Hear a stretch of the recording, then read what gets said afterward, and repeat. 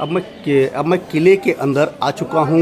यहाँ पे जो है अक्षय वट है, उसके साथ ही पातालपुरी मंदिर की जो है यहाँ से एंट्रेंस है। और जब मैं उसके बाहर ही पहुँचा हूँ तो पुजारी जी मिले हैं। नीचे जाएंगे तो 44 देवी देवता हैं। अब पुजारी जी ऊपर बताएंगे जो ये भगवान स्थापित हैं, ये कौन कौन से भगवान हैं।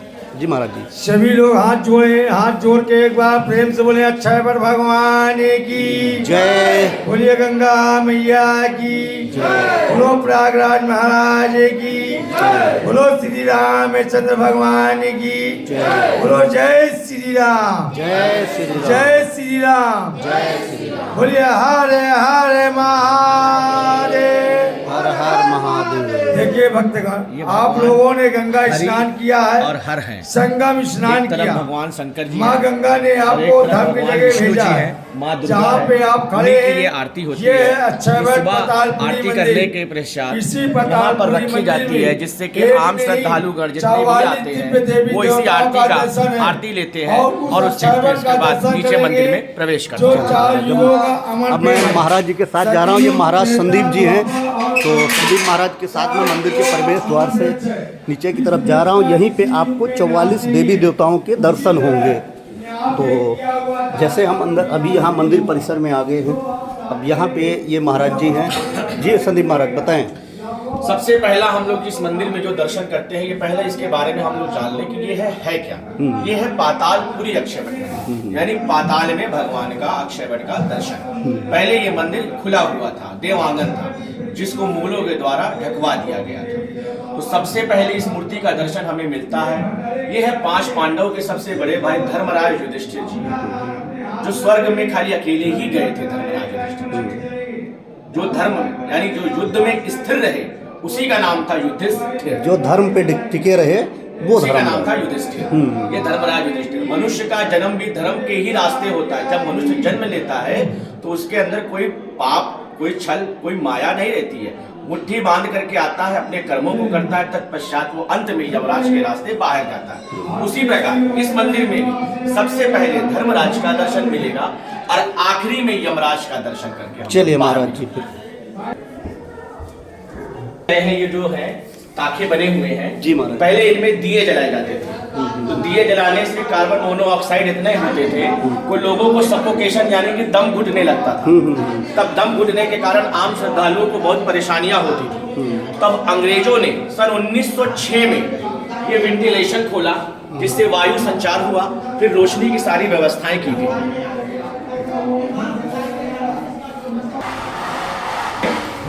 ये माता अन्नपूर्णा, ये भगवान शिव, इनका दर्शन आप काशी में भी करते होंगे। माँ अन्नपूर्णा माता का मंदिर है वहाँ। बहुत बड़ी मंदिर है। वो डेली वहाँ पे भोजन प्रसाद चलता है। ये भगवान विष्णु का बाल रूप है। ये पहली और आखिरी मूर्ति है पूरे भारत में। भगवान विष्णु का बाल रूप है। बाल रूप में ही भगवान विष्णु इस अक्षय वट पर निवास करते हैं। एक पत्ते पर शयन करते हुए दिखाई देते हैं।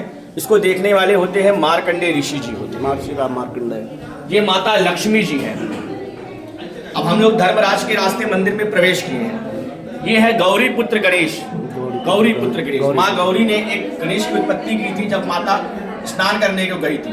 भगवान गणेश की उत्पत्ति की थी, वही गौरी पुत्र गणेश। इनके हाथ में देखेंगे, एक हाथ में जैसे कोई पेन लिए हुए हैं। कुछ क्यों लिए हैं? इसका भी एक रीजन है कि मनुष्य धर्म के रास्ते जब आता है तो उसका सबसे पहले गणेश भगवान का दर्शन करता है, क्योंकि ये लिखते हैं कि कौन मनुष्य इस मंदिर में प्रवेश किया है। और अंत में वहां पे यमराज बैठते हैं, वो हिसाब करते हैं। हिसाब करते हैं। ये सिद्धि विनायक गणेश है। अपनी पत्नियों के साथ है रिद्धि, और वो सिद्धि है। सिद्धि विनायक अपनी पत्नियों के साथ है, सिद्धि विनायक गणेश। जब तक वो सरकारी काम नहीं होगा अभी छोड़ेंगे नहीं। ये महर्षि वेद व्यास महाराज जी हैं, जिन्होंने चारों वेदों की रचना किया। रचना का मतलब जिन्होंने चारों वेदों को, इतने कठिन वेद थे जिसको उन्होंने पढ़ करके 18 भागों में बांटा, 18 पुराणों में बांटा। महर्षि वेद व्यास महाराज जी। तो जो व्यास जी हैं, इन्होंने पुराण जो हैं, जो हमारे 4 वेदों से जो आगे डिवीजन हुआ वो पुराण है। वो है पुराण। 4 वेद हमारे अलग हैं हिंदू धर्म में, और उसी को चारों वेदों को उन्होंने डिवाइड करके 18 पुराणों में बांट दिया था। महाभारत की रचना करने वाले, इन्होंने महाभारत की रचना किया, इन्होंने मुख से बोला था और भगवान गणेश ने उसको लिखा था। जिन्होंने जब लिखना शुरू किया गणेश भगवान ने, तो माता सरस्वती जो थी, जो नदी के रूप में प्रवाहित हो रही थी, वो इतनी वेग से बह रही थी कि भगवान गणेश को लिखने में तकलीफ हो रही थी। तब उन्होंने माता सरस्वती को बार बार कहा, आवाहन किया कि आप थोड़ा धीरे जाइए, धीरे बहिए, मगर उन्होंने अपना वेग कम नहीं किया। तब उन्होंने उनको श्राप दिया, तो वो वहाँ से हरिद्वार उत्तराखंड से वहाँ पे दिखी है, उसके बाद वो लुप्त हुई है, उसके बाद सिर्फ त्रिवेणी में दिखती है। आधा शिव आधा पार्वती। ब्रह्मा जी ने जब सृष्टि की रचना किया तो भगवान ब्रह्मा जी ने भगवान शिव से कहा कि कैसे बनाना है। तब भगवान शिव ने कहा कि आधे नर बनाना और आधे स्त्री बनाना। तब उन्होंने अपना अर्धनारीश्वर रूप दिखाया था। अर्धनारीश्वर सृष्टि की रचना की सृष्टि की रचना की अर्धनारीश्वर रूप दिखाया।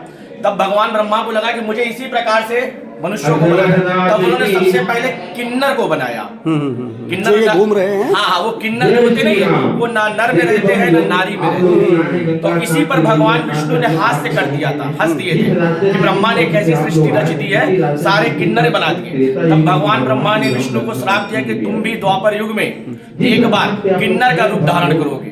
जो महाभारत में हुआ था ना, किन्नर का रूप भगवान सकटी के लिए। हाँ, ये भगवान अर्धनारीश्वर। सबसे पहले किनका दर्शन हुआ? ये दुर्वासा मुनि सबसे महर्षि दुर्वासा भगवान रुद्र के अवतार है। महर्षि दुर्वासा। जैसे हमारी मनुष्यों की पसलियां होती हैं, उसी प्रकार भगवान दुर्वासा ऋषि की भी देखेंगे तो एकदम सेम पसलियां हैं, जिसको रिप्स कहते हैं। रिप्स कहते हैं, ये पसलियां दिखती हाँ, ये रिप्स है। और जैसे हमारे हाथों में ये होते हैं, उसी प्रकार से ऊपर से लेकर नीचे तक सारी मूर्तियां जितनी भी है सब एक पत्थर की बनी हुई है। सबसे क्रोधित मुनि है। इन्होंने ही माँ गंगा को भी श्राप दिया था कि तुम नदी के रूप में प्रवाहित होगी, जबकि भगवान शंकर की सबसे बड़ी तपस्या माता पार्वती और माता गंगा ने ही की थी। दोनों सगी बहनें थी। एक बार क्या हुआ, आपस में ये बातें हुई कि गंगा बहुत ज्यादा बड़ी तपस्या कर रही है, भगवान शिव उसको तुरंत ही मिल जाएंगे उसकी तपस्या से। तब आपस में सहेलियों में चुगलखोरी होती है ना, चुगली करना, आपस में चुगली होती है कि जो भी माता पार्वती की सहेलियां आपस में बात करती है कि जो भी स्त्री अगर किसी भी साधु के ऊपर एक लोटा जल फेंक दे, भगवान शिव प्रसन्न हो जाएंगे। उसी समय महर्षि दुर्वासा ऋषि जी वहां से निकल रहे थे। उसी समय माता पार्वती ने एक लोटा जल फेंक दिया, दुर्वासा ऋषि क्रोधित हो गए। उन्होंने उनको श्राप दिया कि तुम भी गंगा जी को श्राप दिया, तुम भी गंगा नदी के रूप में प्रवाहित होगी। इस पर गंगा रुष्ट हो गई। उन्होंने माता पार्वती को श्राप देना चाहा कि तुम्हारे वजह से मुझको श्राप मिला। तब भगवान शिव प्रकट होकर के कहते हैं गंगा तुम मुझको श्राप नहीं देना, क्योंकि आने वाले समय में ये मेरी पत्नी बनेगी जो मेरे वामांग में बैठेगी। और गंगा तुमने पार्वती से भी बढ़ के बड़ी तपस्या किया है, तुमको मैं अपने सर पर धारण करूंगा और गंगा और माता पार्वती को वामांग में बैठाऊंगा। राम के जन्म से पहले रामायण की रचना करने वाले महर्षि वाल्मीकि ऋषि जी कहते हैं वाल्मीकि है ब्रह्म समाना, उल्टा नाम जपे जग जाना। भगवान नारायण का नाम, नारायण भगवान क्या मतलब कहते हैं कि नारद मुनि जी, नारद मुनि ने इनसे कहा कि तुम राम राम जपोगे सारे कार्य तुम्हारे पूर्ण हो जाएंगे। इन्होंने भैंस चराते चराते क्या हुआ, इनका नाम भूल गए। इन्होंने मरा मरा मरा मरा मरा कहते कहते पूरी बार बोलने से आ जाता है राम राम। इसीलिए ये सब तीर्थों के राजा प्रयागराज है, इन्हीं के नाम से यहाँ का नाम प्रयाग पड़ा है। बगल में गंगा माता, एक तरफ यमुना माता है। ब्रह्मा जी ने सबसे पहला जो यज्ञ किया था इस सृष्टि पर, वो इसी अक्षयवट के नीचे किया। 33 कोटि देवी देवता उस यज्ञ में सम्मिलित होते हैं। यज्ञ समापन के बाद ब्रह्मा जी ने इस स्थान का नामकरण किया।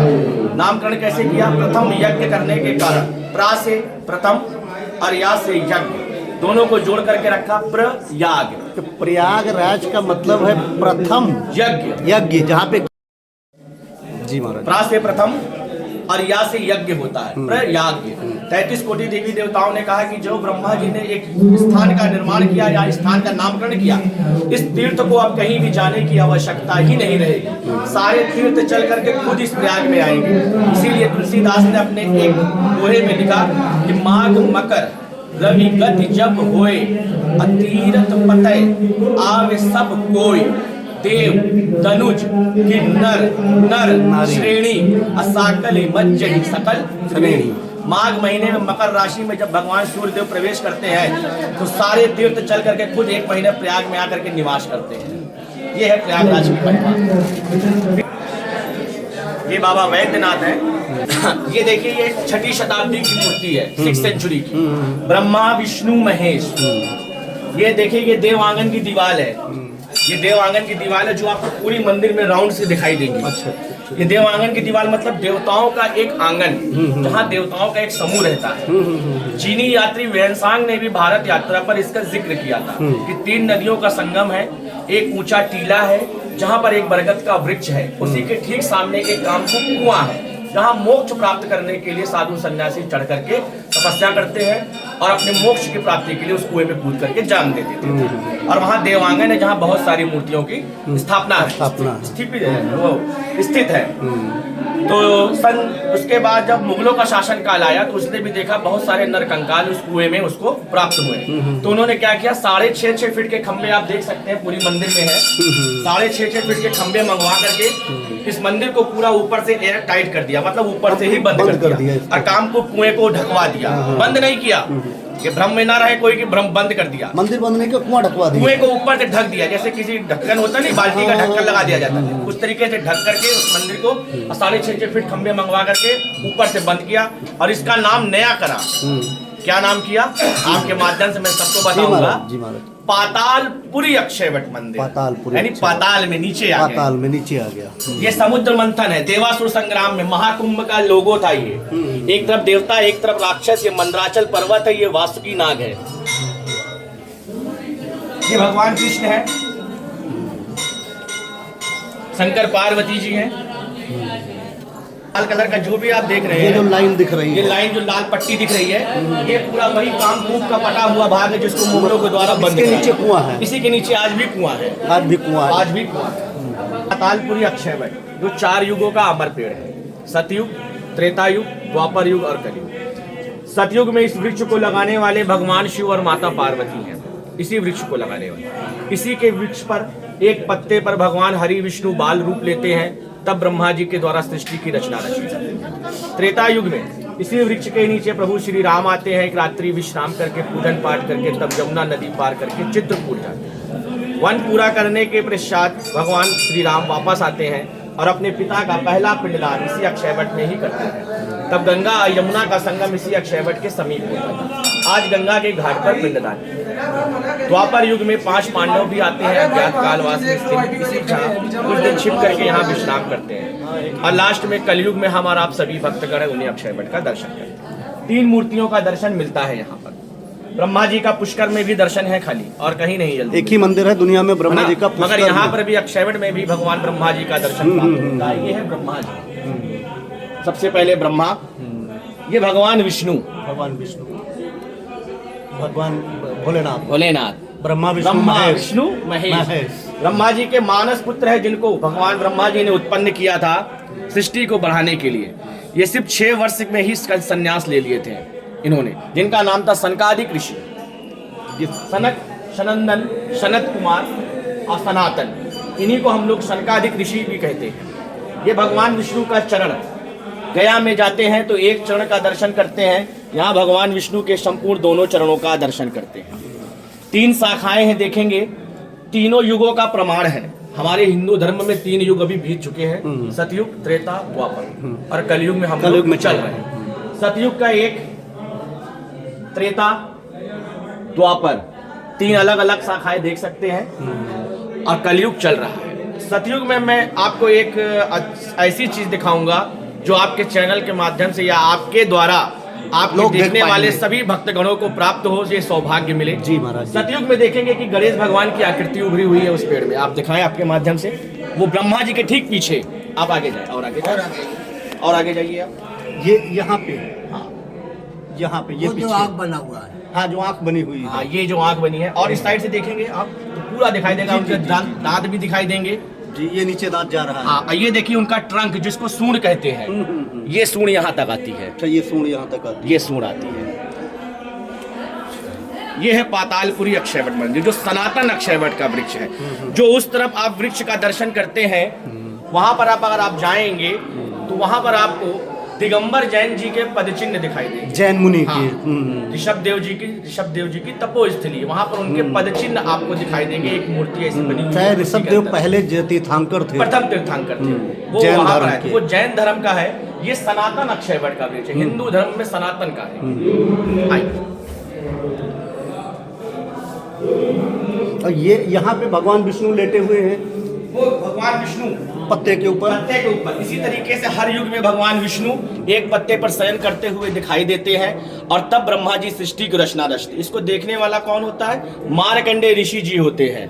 क्योंकि सारी पृथ्वी पर जब जलाजल हो जाएगा तब भी ये अक्षयवट का वृक्ष का एक पत्ता दिखाई देगा जिस पर भगवान विष्णु बाल रूप लेते हैं। हर वर्ष अनुसुईया माता है, गौतम ऋषि की पत्नी, गौतम ऋषि की पत्नी सती अनुसुईया माता है, सती जिनका अनुसुईया। दर्शाया जा रहा है। एक तरफ माँ बैठी है, एक तरफ पुत्र बैठा हुआ है। गुरु दत्तात्रेय। अच्छा, ये माता अनुसुईया और अनुसुईया। सामने गुरु दत्तात्रेय। गुरु दत्तात्रेय ये जल के देवता वरुण देव, इनका भी दर्शन बड़ा सौभाग्य है जो आपके माध्यम से मिल रहा है। बहुत कम जगह मिलता है। ये दंड पाणे महादेव, मनुष्यों को अपने कर्म के अनुसार दंड भी मिलते हैं, जी। अनेकों प्रकार के भोक्ता है, उससे भी मुक्त कर देने वाले दंड पाणे महादेव। ये बाल रूप में बटुक भैरव, जी महाराज। भगवान भैरव का बटुक रूप में बाल रूप का दर्शन करते हैं। बटुक भैरव जिसका नाम से जानते हैं। ये माता ललिता, ललिता देवी जो नीमसार में जिनका मंदिर है, नैमिष में। नैमिष में माता ललिता है। कभी ये माता गंगा है। स्कूल के दिनों में गया था। ये सीधे हाथ से आशीर्वाद देते हुए माँ गंगा। माता गंगा है। ये भगवान नरसिंह का अवतार है। हिरण्याकश्यप को मारा, भक्त प्रहलाद को बचाया। मुझ में राम तुझ में राम, जहाँ देखूं बस राम। ये भक्त प्रहलाद है। न नरसिंह का अवतार। शाम को न सुबह। ये भगवान सूर्य देव रथ के साथ। रथ के साथ अपने। ये माता सरस्वती, ज्ञान को देने वाली माँ सरस्वती। ये माता सरस्वती। ये जामवंत जी है। ब्रह्मा जी के एक बार जमुआई लेने से उत्पन्न हुए जामवंत जी। अच्छा, ब्रह्मा जी की जमुआई लेने से ब्रह्मा जी के उत्पन्न पुत्र हैं। हाँ, जामवंत। अच्छा, तो इसीलिए जैसे ब्रह्मा जी ने सृष्टि की रचना की, भगवान विष्णु पालक हैं और भगवान भोलेनाथ संहारक हैं, तो हम विष्णु इनको जामवंत महाराज को दुनिया का पहला इंजीनियर मानते हैं, क्योंकि राम सेतु बनाने वाले यही थे। तो ये दुनिया के पहले इंजीनियर थे, ये भी हम कह सकते हैं। एक कथा और भी इनसे जुड़ी हुई है जी। जब भगवान विष्णु ने जब गया जी में जो एक पग जमीन, दो पग, तीन पग जमीन, ढाई पग जमीन, तो राजा बलि के ऊपर रख दिया था। तो भगवान विष्णु ने इतना बड़ा रूप धारण कर लिया था, जिनको इन्होंने देख करके अपनी उस समय जवानी में अवस्था में थे, इन्होंने इतनी जल्दी से उनकी 7 परिक्रमा कर ली थी। जब भगवान जामवंत जी और भगवान हनुमान जी जब समुद्र के किनारे खड़े थे, तब जामवंत जी ने कहा, जब मैं जवानी में था तब मैंने भगवान विष्णु का 1 सेकंड में 7 बार परिक्रमा करी थी। अगर मैं आज उस अवस्था में होता तो मैं समुद्र पार करके माँ सीता के खोल करके ले आता। हनुमान जी को याद कराया ताकत उनकी। ये माँ यमुना जी है। ये हमारे गुरु है, नाथ संप्रदाय। नाथ संप्रदाय बाबा महाराज के गुरु, योगी महाराज के। माननीय मुख्यमंत्री जी के भी गुरु हैं। उन्होंने भी कई बार यहाँ पर आए, दर्शन किया है। बड़ा सौभाग्य उनका भी दर्शन हम लोगों को प्राप्त हुआ। माननीय मुख्यमंत्री जी के भी गुरु गोरखनाथ जी, दत्तात्रेय। अपने सर से 3 बार तेल के लिए दान करना। शनि ये बाण गंगा, अर्जुन ने बाण मारा, कुरुक्षेत्र में निकाला, भीष्म पितामह की जल की प्यास बुझाई। ये चतुर्भुजी भगवान विष्णु, 3 बार घुमाइए बेटा। उमा काली है। ये सत्यनारायण भगवान है, जिन्होंने डंडी का वेश हम कथा सुनते हैं, हम लोग घर में सत्यनारायण की कथा, जो लीलावती कालावती ने सुना था, वही इन्हीं की कथा सुनते हैं। वहाँ तो हमें शालिग्राम महाराज को दर्शन कराया जाता है, हाँ। लेकिन ये सत्यनारायण भगवान है। हाँ, वो शालिग्राम का दर्शन कैसे मिलता है? भगवान विष्णु ने जलंधर नाम का एक राक्षस था, हाँ, जो पंजाब में अभी जलंधर है वहाँ पे, जिसको छल से मारने के लिए, क्योंकि जब वो युद्ध में गए थे जलंधर, तो उनकी पत्नी इतनी सती थी कि वो कहे कि आप जाइए जंग में, मैं यहाँ पर आपके लिए पूजा करती हूँ। जब तक वो पूजा में बैठती थी तो जलंधर को कोई मार नहीं सकता था। तो भगवान विष्णु ने वहां पर उसका रूप धारण करके जलंधर की पत्नी के पास गए, और जब वो पूजा से उठ गई तभी उन्होंने भगवान विष्णु ने देवताओं से कहा कि जलंधर का वध कर दिया जाए। तो जलंधर का वध हुआ।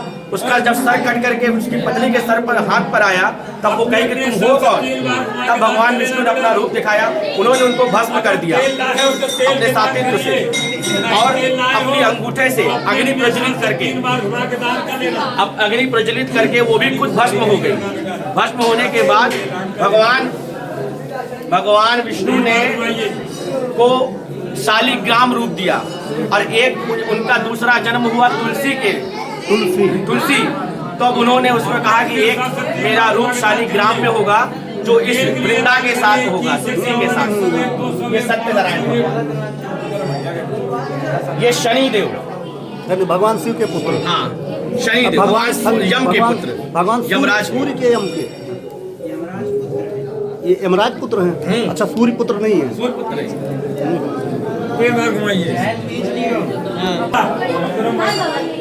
ये जो अखंड ज्योत देख रहे हैं, ये 24 घंटे 365 दिन जलती रहती है। ये मार्कंडेय ऋषि जी हैं जिन्होंने महामृत्युंजय की रचना किया। 13 वर्ष की अल्प आयु थी जब यमराज इनको लेने के लिए आते हैं, तब ये भगवान शिव के शिवलिंग से लिपट करके, भगवान शिवलिंग के लिपट करके महामृत्युंजय की रचना करते हैं और भगवान यमराज इनको ले नहीं जा पाते। तब भगवान शिव से कहते हैं कि भगवान इसकी मार्कंडेय की आयु पूर्ण हो गई है, इसको ले जाना पड़ेगा। तो भगवान शंकर ने कहा मैं अपनी आयु में से 1 वर्ष निकाल करके मार्कंडेय को देता हूँ। तब भगवान ने इनको अमरता का वरदान दिया और आज भी ये जीवित है। ये गुप्त दान है। माता सीता ने वन के समय यहाँ पर आई थी 3 रात्रि विश्राम करके। जब यहाँ से जाने को हुआ तब उन्होंने अपने कंगन उतार करके यहाँ पर दान किए थे, जिसको हुंडी के रूप में कहा जाता है, गुप्त दान। इस शिवलिंग का दर्शन करें। ब्रह्मवर्ता पुराण में इस शिवलिंग का दर्शन मिलता है कि अक्षयवट से, सामने आप देखेंगे तो अक्षयवट का वृक्ष दिखाई देगा, वो अक्षयवट है। अक्षयवट से 10 हाथ की दूरी पर ब्रह्मा जी द्वारा स्थापित किया गया शूलटंकेश्वर महादेव। इसको ब्रह्मवर्ता पुराण में भी इसका उल्लेख मिलता है। इसी शिवलिंग को अक्रूर शासक औरंगजेब जब इस मंदिर को खंडित करना चाहा, तब सबसे पहले उसने इस शिवलिंग को तलवार मार कर काट दिया था, जिसका अग्रभाग आप देख सकते हैं कि कटा हुआ है। एक पूरा शिवलिंग गोल नहीं होता, ये शिवलिंग देखिए गोल नहीं है, ये अग्रभाग कटा हुआ है। इसी को शिवलिंग को काट देने पर यहाँ पर भौरे निकले, खून की धारा निकली, जिससे इस मंदिर में आग लगी और वो इस मंदिर को छोड़ करके वो भाग गया। ये है शूलटंकेश्वर महादेव।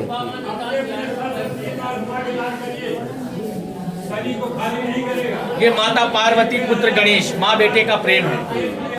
ये है वेणी माधव, जिनका दर्शन दारागंज में भी मिलता है। बेनी माधव 12 वही 12 जो 12 में ये प्रयागराज में पूरे प्रयाग की रक्षा करते हैं। 12 माधव है यहाँ पे। ये प्रयागराज के तीर्थराज प्रयागराज जो हैं, जिनका दर्शन अभी आपने किया था, उस प्रयागराज के सबसे घनिष्ठ मित्र हैं ये। और प्रयागराज की पत्नी है श्रद्धा।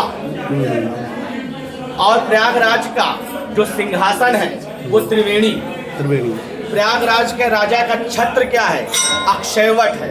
और प्रयागराज की सेना कौन सी है? सारे तीर्थ हैं जो मनुष्य के अंदर कलुष रूपी यानी जो पाप है उसको समाप्त करते हैं। इसीलिए कहते हैं कि प्रयाग मुंडे, गया पिंडे और काशी मुंडे, मतलब कि प्रयाग में मुंडन का सबसे बड़ा महत्व होता है, क्योंकि जब मनुष्य प्रयाग में आता है तो उसके सारे पाप सर पर आ जाते हैं, बालों में निवास करने लगते हैं। क्योंकि कहते हैं कि क्यों तुम प्रयाग में आए हो, इसीलिए प्रयाग में मुंडन करना चाहिए।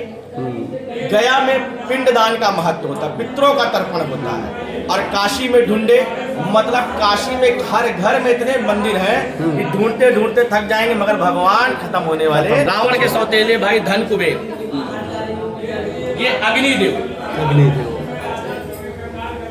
बाहर लेटे हुए हनुमान है, यहाँ पातालपुरी खड़े हुए हनुमान है।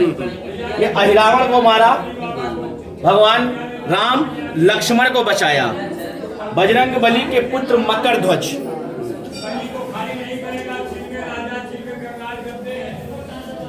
ये कोटेश्वर महादेव, कोटि कोटि जन्मों से मुक्त करने वाले कोटेश्वर महादेव। ये भगवान राम लक्ष्मण जानकी जब वन के समय आए थे, इसमें हनुमान जी आपको नहीं दिख रहे हैं, क्योंकि जब यहाँ पर प्रयाग में आए थे तो हनुमान जी से मुलाकात नहीं हुई।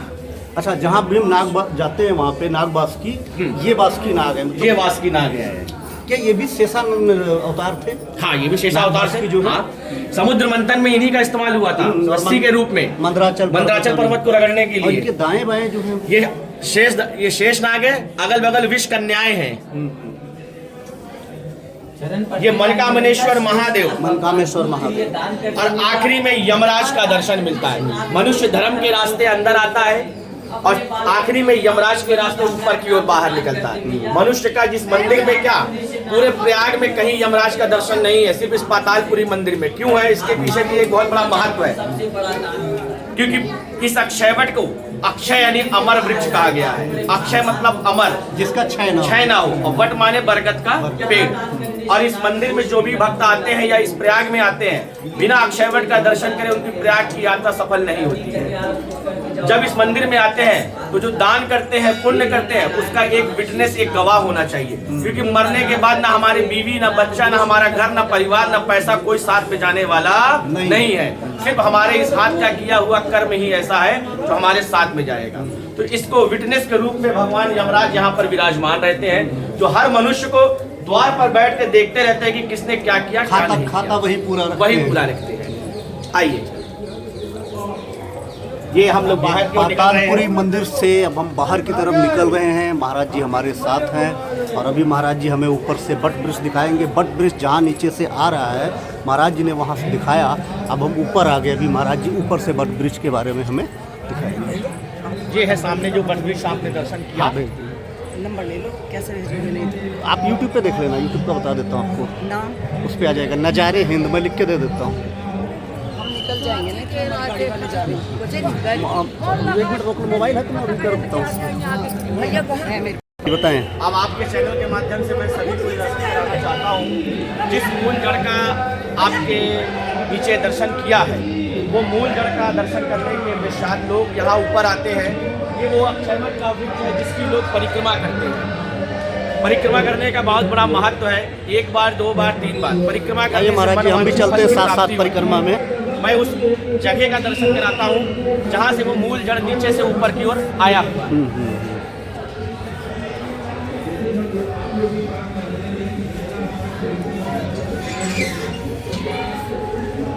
अब आपके चैनल के माध्यम से आप देखें नीचे से किस तरीके से वृक्ष ऊपर आया हुआ है। जिस मूल जड़ का दर्शन अभी आपने नीचे कराया है, हाँ, ये मूल वही जड़ नीचे है और ये ऊपर पूरा वृक्ष आया हुआ है। ये वहीं से आया हुआ है पूरा। ये पूरा अक्षयवट का वृक्ष है जिसकी छाया में सभी मनुष्यगण आते हैं, दर्शन करते हैं और सुकून करते हैं। साधु सन्यासी इसी वृक्ष पे चढ़ करके मोक्ष प्राप्त करने के लिए उस कुएं में कूद करके जान देते थे, जिसको बंद करा दिया जिसको गया, ढकवा दिया गया मुगलों के द्वारा। मुगलों के द्वारा। ये है पातालपुरी अक्षयवट मंदिर। जल चढ़ाते हैं इस मंदिर में, वो कहाँ जाता है? वो सरस्वती कामकूप में जाता है, जो आपने देखा होगा शूल टंकेश्वर महादेव जी थे, जिनका मैंने आपको दर्शन कराया था कि ब्रह्मा जी द्वारा स्थापित है। उस शिवलिंग की जलहरी जब आप देखते हैं तो वहाँ पर एक गड्ढा हुआ है, जो शिवलिंग पे जल चढ़ाते हैं वो उसी गड्ढे में होते हुए उस सरस्वती कूप में जाता है। तो ये जैसे जो कुआं बंद कर दिया गया उसी में जा रहा है, उसी में ही जाता है। महाराज जी आपका क्या नाम है? मेरा नाम संदीप नाथ योगेश्वर है। मैं इस पातालपुरी मंदिर का पुजारी हूँ। हमारे महंत श्री रविंद्र नाथ योगेश्वर जी हैं जो प्रधान पुजारी हैं। उन्हीं के सत्कर्मों से और उन्हीं के मार्गदर्शन से ही जो मैं आज आपको ये सारी चीज़ें आपके चैनल के माध्यम से बता पा रहा हूँ। ये हमारा सौभाग्य है। मुझे सनातन की धरती प्रयागराज में आने का अवसर मिला। संगम से घूमते हुए जब किला मुझे दिखा तो अंदर जिज्ञासा जगी कि आखिर नदी के किनारे इतना बड़ा किला क्या है। जब और आगे बढ़ा तो पता चला कि वहाँ पे हमारे सनातन का एक बहुत ही पवित्र मंदिर है जिसके अंदर 44 देवी देवता हैं। जब हम आगे बढ़े तो हमें पुजारी जी मिले और पुजारी जी ने हमें पूरे मंदिर को दर्शन कराया। इस चैनल के माध्यम से हम आप लोगों को दर्शन कराते हैं। यहाँ पे कुछ ऐसे देवतागण हैं जिनकी मूर्ति या तो देवतागण यहाँ मिलेंगे या पुष्कर अजमेर में मिलेंगे। महाराज जी ने बताया कि ये जो अक्षय वृक्ष है इसमें ब्रह्मा जी के पीछे गणेश जी धीरे धीरे उत्पन्न हो रहे हैं। हो सकता है आने वाले टाइम में पूरी मूर्ति उभर कर बाहर आ जाए, जिसका कोई डिजाइनर नहीं है, कोई बनाने वाला नहीं है, नेचुरली प्रकट हो रही है। आप आएँ तो पुजारी जी से पूछें और पुजारी जी आपको बताएंगे कि गणेश जी कहाँ पे प्रकट हो रहे हैं। और यहाँ पे जब आप आएंगे तो आपको इतनी शांति मिलेगी और इतने देवी देवताओं का आशीर्वाद मिलेगा कि जब यहाँ पे आप अंदर पातालपुरी में जाएंगे तो यहाँ पे जाते ही धर्मराज से मुलाकात होगी और जब आप बाहर निकलेंगे तो यमराज से मुलाकात होगी। तो ये जो अंदर मंदिर का जो चक्रव्यूह है या जो मंदिर की परिक्रमा वो ये कहती है कि धर्म से आप शुरू करें, क्योंकि यमराज आगे हिसाब लेने के लिए बैठे हैं। तो हमेशा धर्म और कर्म पे चलें और कभी किसी का नुकसान ना करें। इस वीडियो को देखें और अगर आप लोग आगे पंडित जी से बात करना चाहें, बोलेंगे तो हम आपको नंबर भी पंडित जी का दे देंगे। और जब आप यहाँ आएँ तो पंडित जी आपको पूजा कराएंगे और दर्शन भी करा सकते हैं। जय भोलेनाथ, जय प्रयाग, जय प्रयागराज, जय श्री राम, जय हर हर गंगे, जय गंगा।